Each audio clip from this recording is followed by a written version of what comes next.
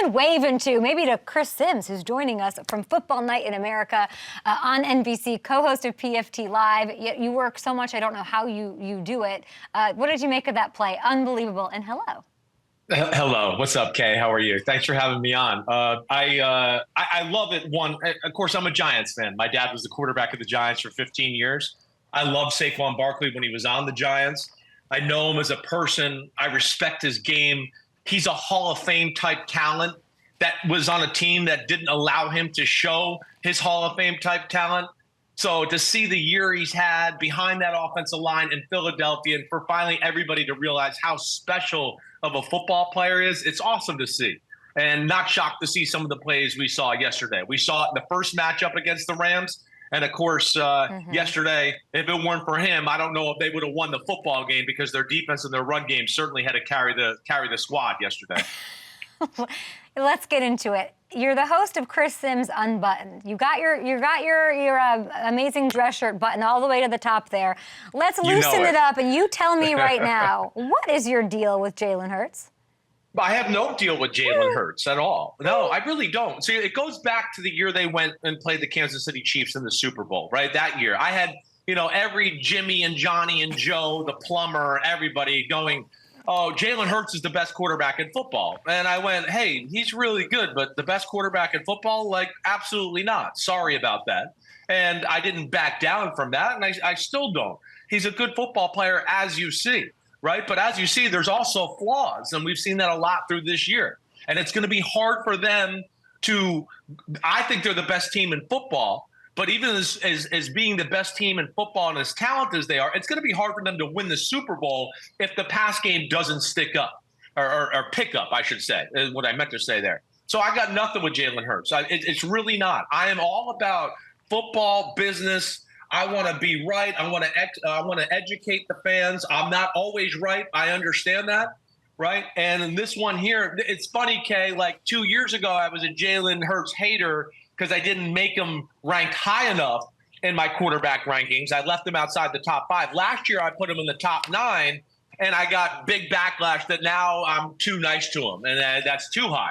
So sometimes I don't know what side to listen to. Either way, he's a very good football player, but, yeah, he's not in the class of the Allens, Mahomes, Joe Burrow, Lamar Jackson type of guy, that's for sure. Does he have to be? You're saying he does not. But you're saying that you don't think that they can win without a run game and a defense, or that he's not a great enough quarterback. But I can point out to the Trent Dilfers, to the other quarterbacks. Sure. Because you're saying they have the best team, but you think that they'll be in a position right now this week going up against the Commanders where he will mess up. Why? Oh, well, not mess up. I don't think that. I just think they got to play better. And listen, some of their struggles in their pass game, I don't put them all on him. They're a little too simple with what they do in their pass game schematically. That's one of their big issues altogether. And as you saw yesterday with some of these long touchdown runs, they can run the ball on anybody. It doesn't matter how many people you put in the box. It's one of the greatest offensive lines in the history of football, what we see in Philadelphia. And they can win a lot of games the way they're winning right now and the way he's playing. I'm just saying, if they want to maybe win this weekend or have to play the Chiefs in the Super Bowl, the passing game, the offense we saw, and again, not all Jalen Hurts, but what we saw yesterday, that will not get it done. They will not win the Super Bowl if that's the passing game we see, or even this week against the Commanders, right? I mean, that game yesterday, let's say it was 130 plays. The Rams definitely won the majority of those plays. If it's not for 2 strips by the Eagles defense and basically the 3 long touchdown runs, I would say you take away those 5-6 plays there, the Rams football team won the majority of the plays on the field in the game that day. That shouldn't be. The Eagles didn't play their best ball, and they got to find ways to throw the ball a little bit better because they got A.J. Brown and Devontae Smith, who I would argue is the best duo receiver in football too. And it's inexcusable for them not to be in the game plan a little bit more. I've heard it before. You're saying it, the offense is simple. You saying that's a headline. If you're Jerry Jones, are you hiring Kellen as a head coach? I would not. No, I'm not. I like Kellen more. I'd like to see more. I'd like him to grow a little bit more as a play caller. There's things he likes, certainly. But whether you go back to the Chargers or years with the Cowboys, right? It's just, I don't think it's head coach material or up to the standards of some of the other offensive minds that we throw into that conversation right now, whether that be Ben Johnson, Liam Cohn down there in Tampa Bay, or even Todd Monken with the Baltimore Ravens, or Joe Brady with the Buffalo Bills. I certainly think they're a little more creative than Kellen Moore and what he has to offer. Is Jayden Daniels the best quarterback right now? He's really good. Okay, so no, I'm never going to put anybody in front. The two guys in the AFC are unreal, right? Jayden Daniels is special, though. And I will say, you go through the NFC, I wouldn't have a problem going, hey, Jayden Daniels might be the best quarterback in the NFC right now. Matthew Stafford might have something to say. I'm trying to think who else. That would be the guy. Yeah. That's right. See, you're with me. But that would be the guy you'd go, yeah, he would challenge that, certainly. And Jayden Daniels doesn't have the experience Matthew Stafford has, but this is a special player. I'm amazed by what we're seeing. The amount of offense they put on his shoulders, how they trust him, how cool and calm he is, right? He plays like he's a 7 or 8 year player. Brady is just fawning. Brady's gushing about his poise, about everything. When you say he's a special player, I mean, he co-signed. We're all saying, oh, he's unflappable, but to do that in this big of a spot, it's hard to imagine that they're, not potentially going to go disrupt things. And the link's not going to bug him. You were just there yesterday. I'm sure you didn't get a warm welcome. He's not going to get one, but he's not going to care. No, he's not going to care. I've been around Jayden Daniels twice in my life now, and I can tell you everything just kind of slides off his shoulders. I even made fun of him when I interviewed him a few weeks ago. I'm like, you throw an interception, you kind of have a grin on your face. You throw a touchdown, you have the same grin on your face. And he told me he had at one point of his life, he worked to make sure he still portrayed positive vibes when things went bad. And now it's just natural to him, and he does it. But he poses problems. I think that's what Brady was trying to say. And the first thing is just within the pocket, right? And making decisions and throwing the ball and putting it right where you need to. He's phenomenal in that department. Let alone then it's if we cover everybody, he can buy time and scramble and then still make a great throw. And then on top of that, it's, all the quarterback design run stuff you have to worry about. And that's what makes them so tough on third down and fourth down because of his unreal skill set. We're lucky to have this game. It's a little hard for me to think that I can tell, you're putting him above Jalen, right? So you're probably going to go, if we were to rank these quarterbacks, it's Mahomes, can't not, Josh. Right. Jayden. Right. But Jalen threw 500 plus against Patrick in a Super Bowl. Whereas Jayden has never, how, what is the, can you explain to me from your vantage point, you're the expert, why Jayden over Jalen? Because these two are facing each other now. Sure. And Jalen, he's got experience. He's certainly clutch in his own way. Like you said, he threw for 350 yards in the Super Bowl against the Chiefs. He's been in big game football. And I respect that totally. His ability to run is certainly a weapon. We saw that yesterday. Jayden Daniels is just a special player, right? He's the number 1 pick in the draft almost any year other than maybe this past year, just because Caleb Williams. There's special years where certain guys come out. But that's how good he is. And it's not – I think he just – at the end of the day, the biggest thing is – every skill he has is a little bit better than Jalen Hurts. And I don't say that to be disrespectful. This is one of the most skillful guys we've ever seen come into the league. But I think he's a more accurate thrower than Jalen Hurts. I think he's got a stronger arm. And then, of course, when he takes off and run, Jalen's special, but Jayden runs like a wide receiver. And that's where I give him a lot of advantages. He's never wrong with, I'm being blitzed. He knows exactly where to go. He plays the position like a guy like Tom Brady would be like, wow, that reminds me of me, except when he runs, that doesn't remind me of me, and he makes all these crazy plays. But there's really not too much weakness in Jayden Daniels' game. It's just, again, yes, it's the unknown. But every time we go, can't do good as a rookie. Oh, wait, he's awesome. Check, okay. They can't go to the playoffs with this team as a rookie. Oh, wait, check, he can do that. Oh, they can't go to Detroit. He'll be all shooken up by the crowd and the Detroit Lions, and they're going to be biting kneecaps. Oh, check, he can do that too. So he's checked the box so many times for me. We're getting to this point now where I just go, I expect him to be exactly what we've seen him all year up to this point. I've never met him, and I love that I've never met him because I went to so many training camps, talked to a lot of rookies. They wouldn't let me near him in August. It wasn't his job. He wasn't named the QB1. That's right. And so it's how great he is, but the other thing going for him, and Eagles have a great culture too, but it is the DQ. It is they literally wouldn't let me near him. They were like, what are you talking about? He's not a starter. Yeah, right. He's not the quarterback. And I'm like, excuse me, Scusi?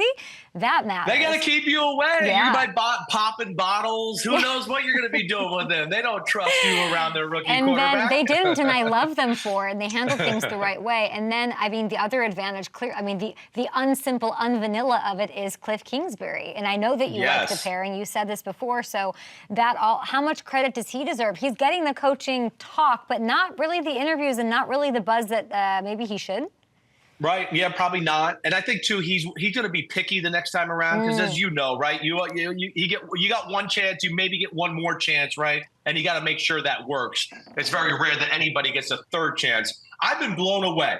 DQ, first him. I would say I feel like he reinvented himself. As far as changing his defense when he sat out from Atlanta and then went to Dallas and to Washington. So his evolution, I've been impressed by that. And to what you're saying, Cliff Kingsbury, I've always liked Cliff. I played against him in college. I consider him a buddy. But I've also been real and honest in my job. And that in times in Arizona, I was going, the offense, it seems to get stale after week 10. There's just not enough. There's not enough answers for everything. The lead catches on, and there's no zig for the zag, and there just needs to be more.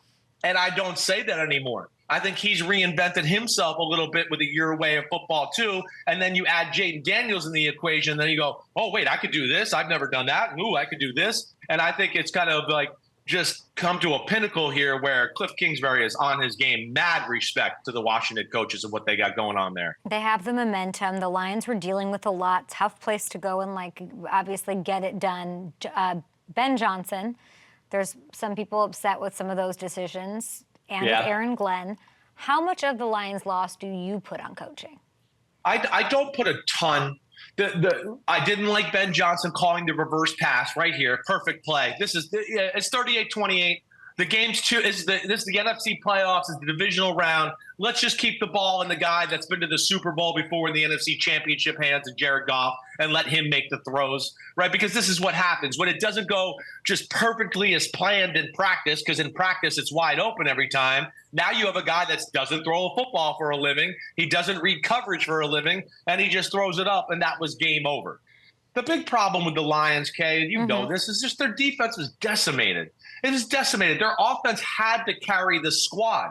They had to do that, and unfortunately for them, they played one of their worst games with the turnovers and just carelessness with the football on the biggest stage of the year. I feel bad for Jared Goff. He's an aggressive decision maker. He's made a lot of big throws with his right arm this year, but whether it was the pick six, trying to fit that ball into a tight window, that's to blame him, or the post route at the end of the first half. You remember that Jamison Williams, he throws it behind him. I think it was Sanders still on that one, undercuts it, intercepts it. Those are two huge moments in the football game that certainly one cost the Lions points and the other one gave the Commanders points. I could not keep my eyes off of Gibbs. I thought it was so, I was just so, these chunk plays, how amazing he is, what a force he is, and all of this coming together the way that it did. The likability of the team. They had the wind of the NFL fans behind them. Does it feel to you, being around football as long as you've been around your entire life, the way that you have been close to it, does it feel like it's passed them by? They're going to lose their coordinators, Chris. Right. Yeah. No, that's scary. It is, because I think Ben Johnson is the best offensive coordinator, about to be head coach candidate to come out in the NFL since McVay and Shanahan did it back in, 2017. But that's how much I think of Ben Johnson. So that will not be easily replaced. And I think Aaron Glenn is damn good too. And I know some of this end of the season stats and how many points they let up didn't show that. But again, they were killed with big-time players missing from the defensive side of the ball. But I think at this point, Dan Campbell's built a culture there. He's got a coaching staff that is really close together from what I've seen and witnessed. They're cohesive. He, I think, has probably had this on his radar for 2 years now, knowing Aaron Glenn and Ben Johnson might move on, right? And usually in those instances, you start to worry about grooming somebody to take over for them. I think they'll be just fine. And like you said, they got a young team, still a lot of really awesome parts on that team. And Jahmyr Gibbs is a superstar, right? He's up in the class right there with Saquon or Derrick Henry. He's that good. Luke Kuechly told me, first ballot Hall of Famer, in my opinion, in a couple weeks at NFL Honors will find out. He made it feel like Ben Johnson's this huge hole that will be really sort of impossible to replace. You're saying he's the best at what he does. Where should he go? Where should he go? If I'm him, and again, this is, it's hard to put yourself in somebody's shoes. The team that makes the most sense and setup just from the roster is the Chicago Bears. That's the one I look at. I would die. I would die if he went to the Bears. It would be amazing. It would be amazing.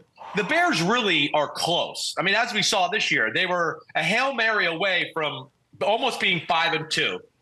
The quarterback, I'm a believer in the quarterback. I think he's super talented. He was a little up and down, but the team had something to do with that too.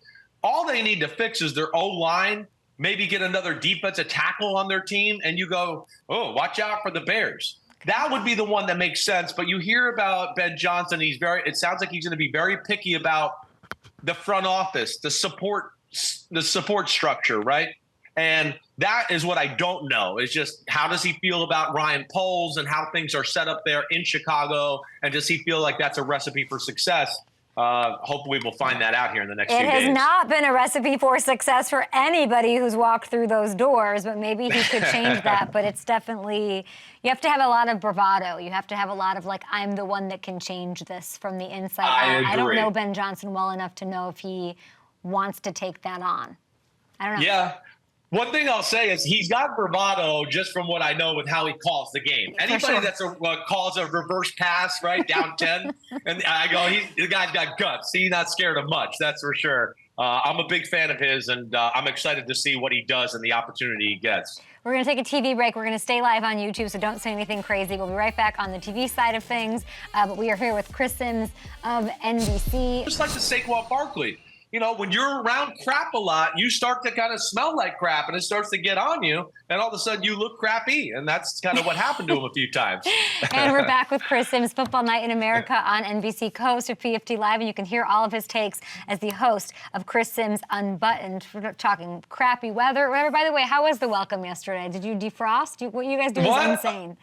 Oh, it was a great day. Yeah, I spent 3 hours out in the elements yesterday. It was fun. I had, it's Philadelphia. It's the city of brotherly love. I certainly had a lot of people cuss me out and tell me how stupid I am. Really?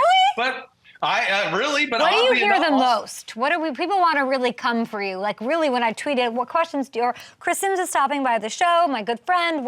It was just Jalen.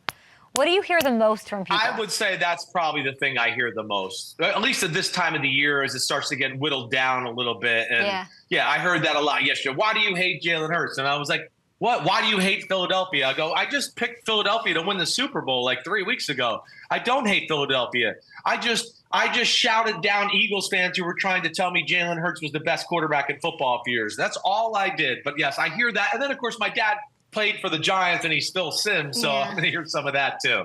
Did you get any texts from your dad watching Saquon yesterday do his thing? I always think whenever I see Saquon break one, I'm like, man, all right, any Giants, anything. Art Stapleton, I love ya. Sorry, guys. Well, we're huge fans of Saquon Barkley in the Sims house because we've been around him. We see the kind of human he is, right? He's the best. You know it. You've been him. You're around Saquon Barkley and you're like, oh, is this my best friend from high school? Oh, wow, this is the superstar running back. He never portrays that. He works hard, so he's an easy guy to root for, even if he is on the rivaled Eagles. Let's get into this game last night, Chris. Thanks for doing this. Such great analysis by you. Thank you. The Bills, they're going to the AFC Championship. They take on the Chiefs. Last night, Josh throws for a measly buck 27. They had less than 300 yards of offense. But they played clean football. They didn't mess it up, which is all we're really asking. Is this efficient version of the Bills that we've sort of seen all year? Is this the most dangerous version? Is this formidable?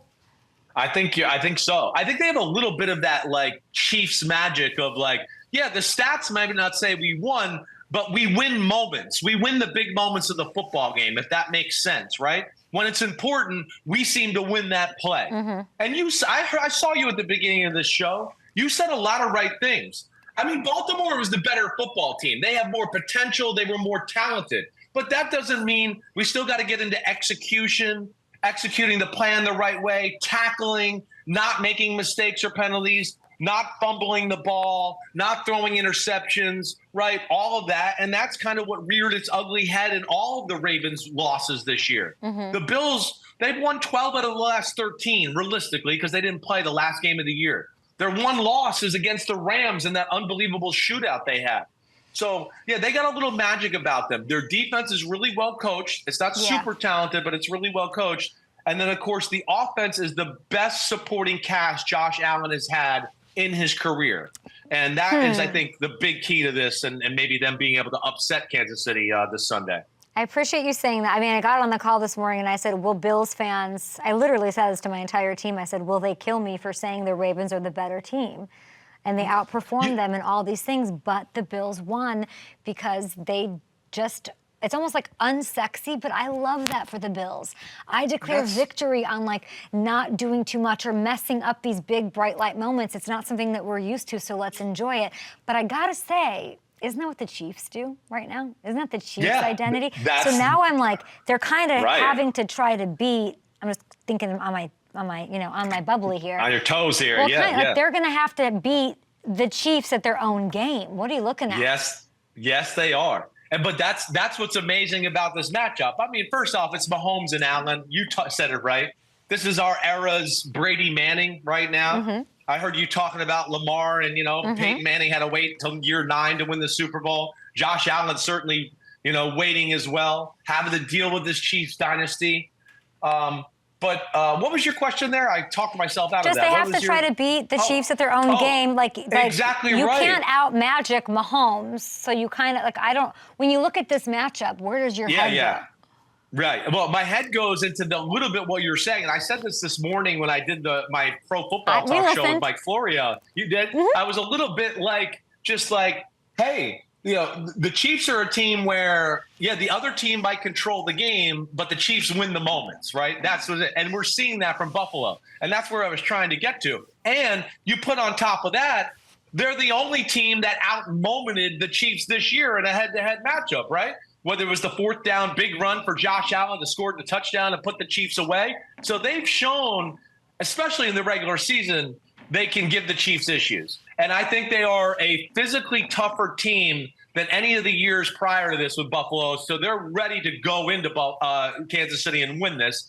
You said right where he doesn't have to carry the whole squad and do everything. He's just got to – he's been very patient. He's mature. He checks the ball down when he's supposed to. He runs and get a few yards when he's supposed to. Josh Allen was the guy like a few years ago, like Lamar last night, where you're like, oh, I can't believe he did that crazy thing there in that big moment, right? That's gone away. So, and then their ability to run the football is another key aspect that they have. So I'm excited. I think this is the best chance the Bills have had to go into Kansas City and beat them in the playoffs ever since Josh Allen got there. Would be wild to see it. One last one for you, and thank you for the time.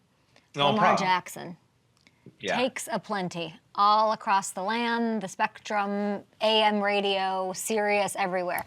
What should the narrative be around him this morning? Well, it's he didn't play his best, and this is where, and like Josh Allen, I think is learning this. Playoff football can be different sometimes. Oh, I can't see the guy come out of the break here, so don't throw it. Just throw it out of bounds. Don't just throw it up the field, right? Those are things you don't see Mahomes do. The fumble here. Oh, the ball's bad. Don't make a bad play worse, right? Just, hey, go down. You lose 4 yards. So what? You at least stay in field goal position. Who knows? Maybe you make a throw the next play and get the first down. There's moments of it just seems like Lamar Jackson tries to do a little too much in the playoffs at times, and he wants it so bad. And that's where I feel for him because he's an all-time great. Lamar Jackson's a first-ballot Hall of Famer. Boom, that's already done. But this little part of his resume is certainly the resume that needs to be a little bit better to squash all the haters out there. But you said it right. Hey, the game was easier for Baltimore all night. They moved the ball, and then it was Mark Andrews fumbling or Lamar fumbling, or they dropped the pass. Buffalo had to work much harder to move the ball throughout the night. And the last thing is, a lot of people are going to be on Mark Andrews for the drop 2-point conversion. So sad. And I almost wanted to let that play out there if they can that rest of that highlight sequence. Okay, because I think they're listening. When he played right here, this is perfect. Okay. Throw it. It's too late. Lamar Jackson's making $55 million a year. That ball needs to be on time, and it was not accurate. Mark Andrews needs to catch it. Don't get me wrong. But Lamar Jackson's making $55 million a year. He double clutched it and threw it like a dart. And now there's Mark Andrews where it's cold. He's worried about getting in the end zone, right? And talk me through this one more time. I've not. Yeah. In my head, I'm like, why are we giving it to Henry? But you're saying, or we're blaming Mark. What are you saying? It's too late. Well, this play's open. I understand the Henry concept, but this was the perfect play call, so we can't get mad at Todd Monken. And what I'm saying is that Mark Andrews in the meeting today in Baltimore is going to get a negative grade for the drop, but also in Lamar Jackson's meeting with his quarterback coach and the offensive coordinator, he's going to get a negative grade for this throw. He is. It was late. He didn't throw it with the same authority he usually throws it, and then he threw it behind him. He made it as hard as it possibly could be for a wide open touchdown. And again, I'm not giving Mark Andrews no free pass here. He should have caught that, but I'm also telling you Lamar certainly could have thrown that better and made that a whole lot easier on Mark Andrews in that big situation there. I'm going to have to look at it 19 million times. The monitor's too far, but there's like a hesitation before he throws.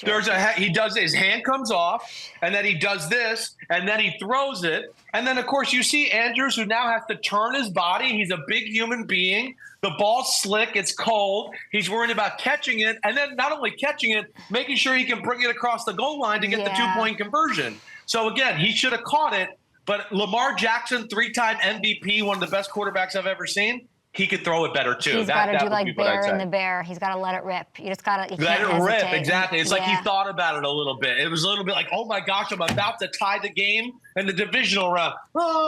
And I've been there, and it's hard to let it rip sometime. But, yeah, like we see the guy in red in Kansas City at 15, he seems to always let it rip and make it happen. I think you're right, though. I really, I mean, obviously, but, like, I didn't look at it that way. I'm glad that you're saying that. I hope, again, I'm not trying to blame Lamar Jackson. I've been a huge Lamar Jackson defender and fan. No more accountable quarterback in the land than Lamar. He was so frustrated. Before we let you go, because NBC's not covering any of these, and they can give me your picks, right? Yeah, I can give you my picks. Are we going to piss Lefko off? Are we going to shred him to smithereens? Commanders at Eagles, round 3. Who you got?